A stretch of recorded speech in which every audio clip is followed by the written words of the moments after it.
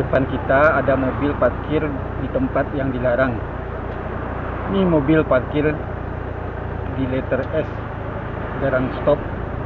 Kita lihat itu juga ada mobil parkir di letter S. Jangankan parkir, stop pun tidak boleh.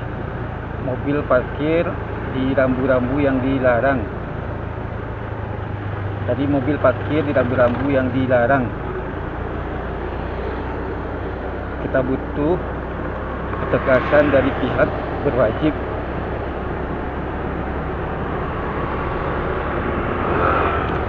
Kenapa disebut pihak berwajib?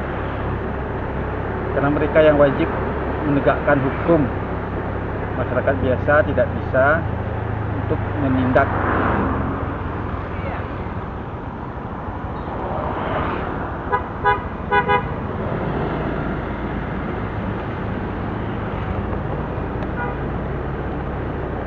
Jadi ada jalur sepeda, tapi bagaimana di jalur sepeda? Sementara jalan kiri kanannya sempit. Harusnya jalur sepeda itu sebelah kiri. Nah, tapi mesti gimana?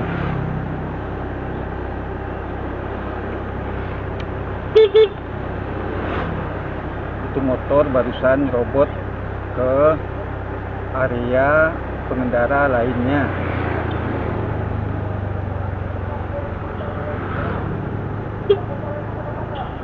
Ini ada apa kira-kira di depan rumah dinas wali kota?